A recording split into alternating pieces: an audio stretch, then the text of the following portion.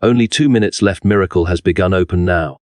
And as we stand on the trembling edge of these moments, we feel the breath of eternity, bending low into the fragile frame of time.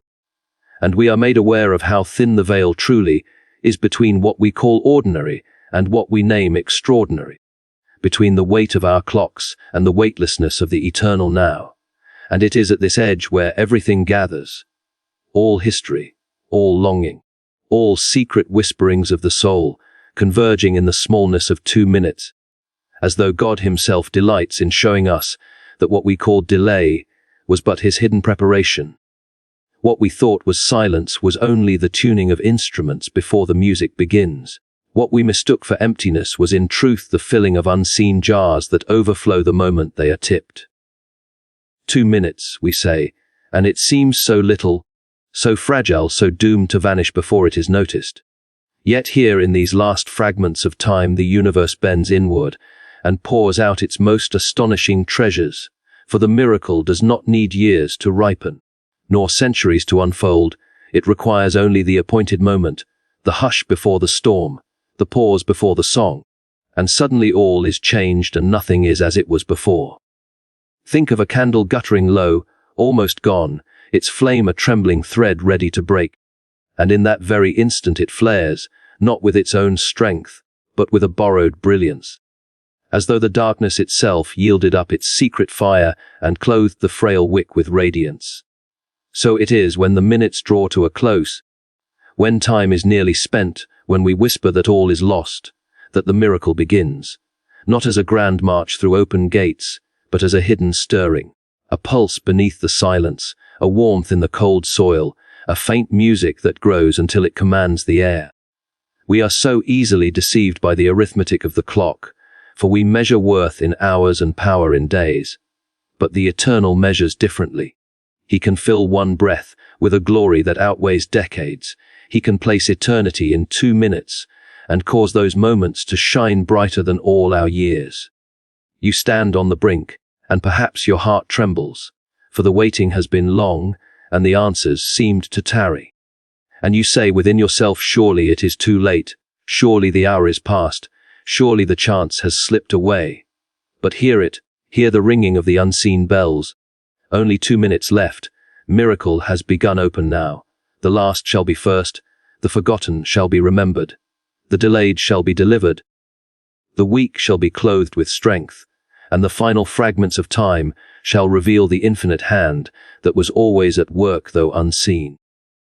Do you not see how it has always been this way, that the greatest dawns broke after the darkest nights, that the Red Sea split when the sand of Egypt was already in sight, that bread multiplied when hunger had hollowed every stomach, that life burst forth when the stone lay heavy on the grave? So it is not in the long, leisurely span of endless days that the miracle shows itself, but in the very extremity of time, in the crisis, in the last gasp, in the dwindling breath, for then we know it is not our abundance that saved us, but his appearing. 2 minutes left is enough, more than enough, because it is not the length of the time, but the presence within it that matters, not the measure of the minutes, but the miracle they carry, and every second becomes a throne on which the impossible sits unveiled. Consider the heartbeat, how quickly it passes, so small a rhythm, and yet upon that rhythm the whole weight of our existence hangs. So likewise these 2 minutes are but heartbeats in the great clock of the world. Yet within them all creation leans forward, angels hold their breath, the heavens hush to listen, and the earth waits in silent expectancy. Miracles do not announce themselves with trumpets to our ears, but with the quiet thunder of inevitability to the soul. And when the moment comes, the door that seemed locked for a lifetime swings open with a touch. The mountain that loomed immovable trembles into dust. The chains that mocked with their strength fall like cobwebs, and the one who thought themselves too late finds that they were in fact right on time. For time itself bends before the miracle and becomes its servant. You have thought perhaps that the long delay proved your prayers had gone unheard. But now you will see that the delay was the stage on which the miracle would be unmistakable. For had it come early, you might have called it chance. Had it come swiftly, you might have credited yourself. But now, with only 2 minutes left, with the hourglass almost empty, when hope by all reckoning should be buried, the wonder appears, and you know beyond doubt it was never your doing, never your invention, but pure gift. And so the edge of time is holy ground. The last 2 minutes are not the desert, but the threshold, not the ruin, but the revelation. And here the eternal hand lays itself upon the trembling shoulders of time and steadies it, saying to all who despair, lift up your head, for the miracle has begun. It does not wait for your calendar. It does not bow to your schedule. It moves when the giver of time commands it. And it is moving now. Think of the seed lying in the dark earth, unseen, uncelebrated, forgotten, and in 1 hour nothing, in 2 hours nothing, in many days nothing, until suddenly, without trumpet or announcement, a shoot pierces the soil and proclaims silently that life was hidden all along, and the long winter of waiting collapses into a moment of green revelation.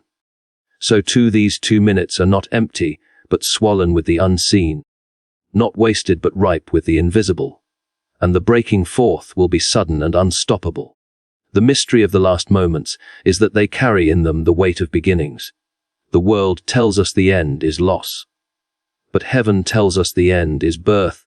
The world says it is too late, but eternity says it is just in time, and when the final ticks fall, the eternal hand lifts the curtain and reveals that the story was always leading here. Do not despise the smallness of 2 minutes, for the child born in a stable was small, the stone in the sling was small, the mustard seed was small, the whisper on the mountain was small. Yet from such smallness the infinite shone, and from such little moments the great miracle spreads its wings. Therefore the trembling of the last seconds is not the trembling of despair, but of anticipation.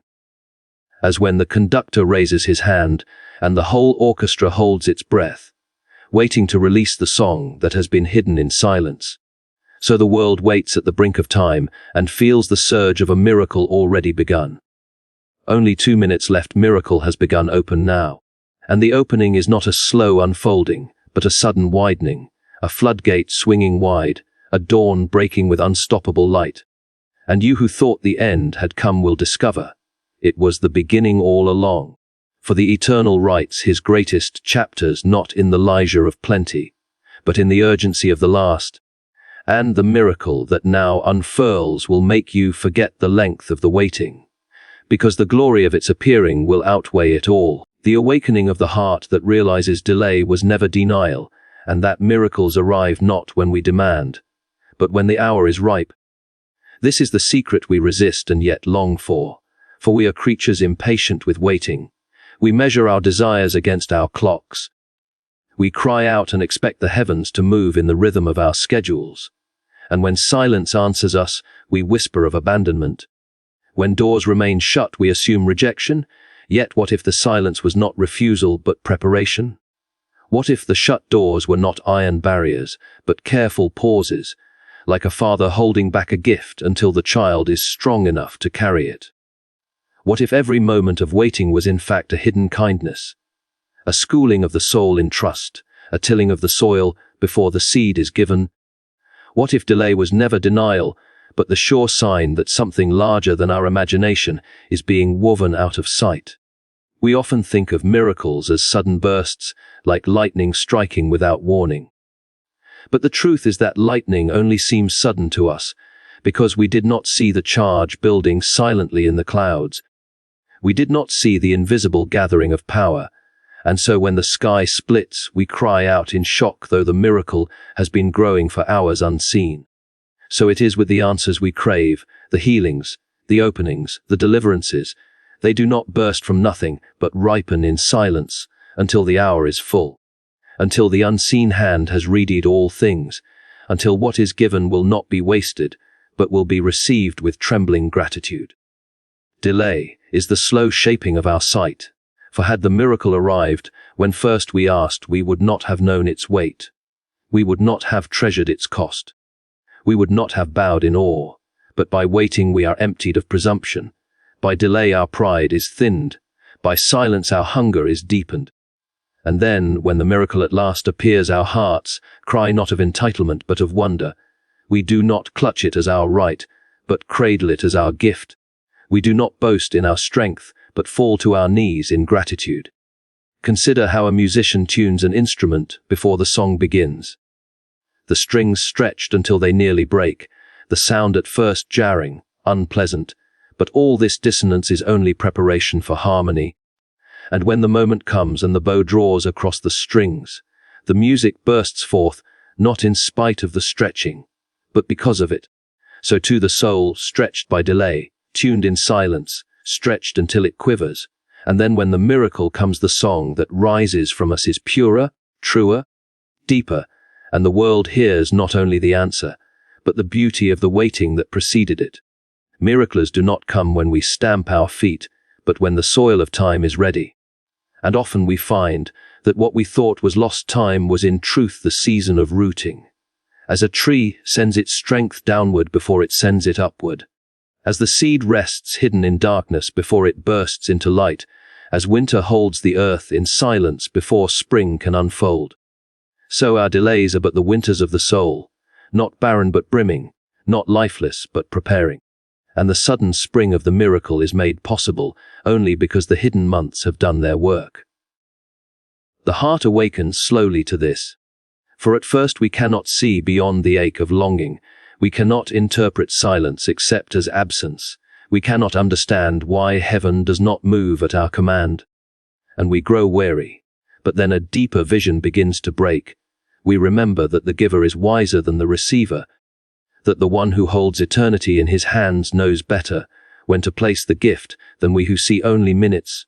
And the heart learns, reluctantly at first and then with joy, that delay was not punishment but mercy, not rejection but refinement, not cruelty but the careful weaving of a moment greater than we could fashion. And how many stories echo this truth, that the miracle comes at the very edge, not before, not after, but exactly at the ripened moment. Water jars filled before the feast runs dry, the ram caught in the thicket, just as the knife is raised. The wind that parts the sea when the feet touch the waves, and all these stories are not only ancient, but present. For they are written into the fabric of our own lives, into the ways the answers arrive, not when we shout, but when the silence has worked its mystery in us. The awakening of the heart is the slow recognition that waiting itself was a gift. For it taught us to hunger rightly, it stripped us of illusions. It turned our eyes from the gift to the giver. It taught us that miracles are not wages earned, but mercies given, and when at last the mercy comes we are changed, not only by the gift itself, but by the long yearning that preceded it. Imagine the child who asks for bread and is given it at once. He eats and is satisfied but forgets quickly. Now imagine the child who asks and must wait, who feels the pangs deepen, who begins to wonder if he will be heard at all, and then at last bread is placed in his hands. How sweet it tastes, how unforgettable, how treasured, and the bread itself has not changed, but the hunger has made it radiant. So it is with the gifts we waited long for. They shine more brightly because they came at the appointed hour, and our hearts, awakened by delay, are widened to receive them. Do not think then that silence means absence, or that delay means denial, for the very ache of waiting is the proof that the miracle is ripening, that the fruit is swelling unseen on the branch, that the dawn is preparing to break. We have been taught by the world to despise delay, to see waiting as wasted time, to measure our worth by speed. But heaven teaches us that waiting is not emptiness, but fullness in disguise, that the slow unfolding of time is the loom on which the finest miracles are woven, that what seems withheld is only withheld until it can be given in fullness. The heart that awakens to this truth no longer despairs at the closed door, but listens for the footsteps behind it, no longer curses the empty hour, but treasures it as sacred ground, no longer measures worth by immediacy, but by ripeness. And when the moment comes and the door swings open, the heart sings not only for the gift, but for the waiting that shaped it. Delay was never denial. It was always the hand of love saying not yet, because not yet is better than now. Not yet because the soil must be ready. Not yet, because the heart must be humbled. Not yet, because the miracle must come at the hour when its radiance will be unmistakable. And when the miracle comes, it comes with such suddenness that we forget the length of waiting, as a mother forgets the hours of labor when the child is placed in her arms, as a traveler forgets the weariness when the destination appears, as the parched forget the thirst when water touches their lips. So the heart forgets the long silence, because the sound of the miracle outweighs it. And perhaps this is the greatest wonder, that what seemed wasted is redeemed, that what seemed empty is filled, that the long nights of unanswered longing are transformed into the morning song of fulfillment. And the heart looks back and says, not I was abandoned, but I was prepared, not I was denied, but I was deepened, not I was ignored, but I was loved more wisely than I knew. For the miracle does not come early lest we miss it, nor late lest we perish, but precisely when the hour is ripe, and in that perfect timing the heart awakens fully, seeing that it was never about our demand, but about His design, never about our impatience, but about His wisdom. And the miracle itself bears the fragrance of the waiting, like fruit that is sweetest when it has hung long in the sun, like wine that is richest when it has rested long in the cellar, like love that is strongest when it has endured the test of time, and so the delay becomes not the enemy, but the secret ally, the silent friend that carried us to the hour when the miracle could not only be given, but truly be received, the call to open the inner door, for the miracle already presses at the threshold, waiting only for surrender and readiness. This is the summons that reaches us not from the outside alone, but from within. For the wonder is not a distant visitor walking across galaxies to find us, but a nearness already leaning upon the door of our hearts, knocking with a patience we can hardly imagine, pressing with a gentleness that does not force but invites, urging us to yield, to make room, to open what has long been closed, and we think perhaps the miracle will break the walls down in thunder. But it waits with a persistence more powerful than violence, for true miraclers do not storm through barricades, they enter by invitation, they do not trample but dwell, they do not bruise but heal, and the threshold is not of stone but of the heart itself. We are tempted to think the delay is because heaven is slow, but the truth is that heaven has been ready while we linger in hesitation. Heaven has been pressing while we clutch the latch with fearful hands.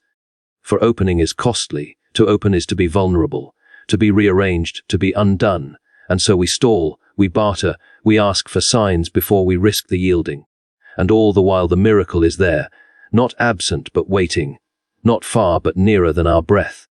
And we who have prayed for wonders find that the wonder was never withheld, but only awaiting our surrender. Consider how often we imagine the miracle as something alien to us, descending like fire from the sky, dazzling us from without. Yet the deeper truth is that the miracle begins within, that it is sown in the soil of our souls, that it presses not only upon the doors of circumstance, but upon the very chambers of the heart. And until those chambers yield, even the greatest outward wonders cannot touch us, for they will pass before our eyes as strange phenomena, unless we have opened inwardly to receive them. The call is gentle but insistent, open now, open while there is time, for though the miracle is patient it is not indefinite. Though the mercy knocks long it will not knock forever, and the tragedy is not that the miracle is absent, but that we remain closed, locked from within, unwilling to let the light flood the darkened halls of our being. It is a strange thing, is it not, that the very threshold we fear to cross is the one we most long for, that we clutch our doors against the one who alone can bring us peace, that we resist the healing that would make us whole, and so the greatest battle is not fought on mountains or seas, but at the doorway of the heart, the simple act of surrender that feels like death but proves to be life. We imagine opening will cost us all, and in a sense it does, for it costs the illusion of control, it costs the pride of self, sufficiency, it costs the comfort of our locked rooms, but in truth it gives us all. It gives us freedom, it gives us peace, it gives us the very miracle we were fashioned to hold, And so the cost is no cost at all, but the exchange of ashes for beauty, of emptiness for fullness, of shadows for light. The miracle presses still. Like sunlight against a curtain, like wind against a shutter, like music muffled by a closed door. And we hear its hints, a glimmer here, a stirring there. Moments when the silence is broken by a whisper, and in those moments we are moved almost to yield, almost to unlatch, almost to say yes, but fear draws us back. Fear of what we cannot control, fear of what we cannot predict, fear of what opening will mean. And so we hover at the edge of surrender, never quite opening, never quite closing, caught in the miserable middle. Yet the call is kind, open now, not tomorrow, not when you feel ready, not when circumstances seem favorable, but now. For readiness is not a matter of preparation, but of willingness, not a matter of having all answers, but of trusting the one who knocks. Not a matter of strength, but of surrender, and the door yields not to power, but to yielding itself. We may imagine the miracle waits to appear until we are pure or worthy, but in truth it presses even now, not because of our worthiness, but because of its own abundance. And the act of opening is not the culmination of perfection, but the beginning of transformation. The miracle longs to dwell, not to visit, to remain, not to pass, and the dwelling begins when the latch is lifted. When the inner door creaks open and the light floods in, and in that moment what once seemed impossible is revealed as already near. What once seemed far away is shown to have been pressing against us all along. Think of the locked attic where dust gathers for years, the air stale, the space unused, and then one day the window is thrown open, light pours in, air rushes through, and in an instant what was deadened is revived, and nothing new was built, only what was closed was opened. And so the miracle does not need to invent new life, but to release the life that was always waiting to flood in once the shutters were removed. We deceive ourselves when we think the miracle is absent, for absence is not the truth. Nearness is, presence is, pressing is.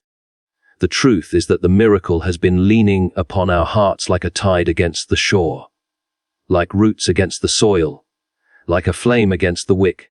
And the only barrier is our closeness, our refusal to yield, our fear to open. Yet how thin the door truly is, how fragile the barrier. And one act of surrender can swing it wide, and suddenly the room is filled, the heart is aflame, the life is changed. Not by some distant arrival, but by the revelation of what was already waiting. And so the call continues, open now, for every delay is danger, every hesitation a risk, and though the miracle is patient, time is not, the sands still run, the clock still moves.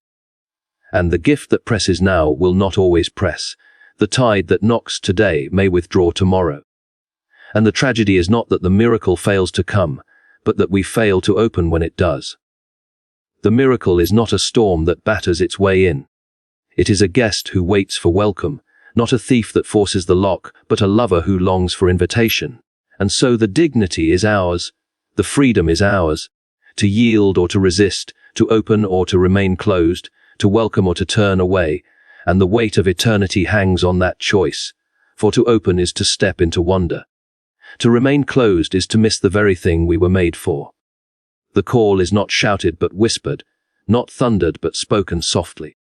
Yet it reverberates through the whole of being, for deep down we know it is true. We know that the miracle waits. We know that the knocking is real, and the restlessness of our hearts is the proof. For all our striving, all our running, all our hungers are but the echo of that knocking, and nothing will quiet them until we yield, until the latch is lifted, until the door swings wide. To open is not to solve all riddles, but to step into the light where riddles lose their terror. To open is not to control the miracle, but to be carried by it. To open is not to add something to ourselves, but to be remade by what enters, and when we do, the heart knows what it always suspected, that the miracle was never far, that it had been pressing all along, that the very nearness we feared was the nearness we longed for, and that surrender was not loss but gain, not death but life, not ruin but the beginning of everything.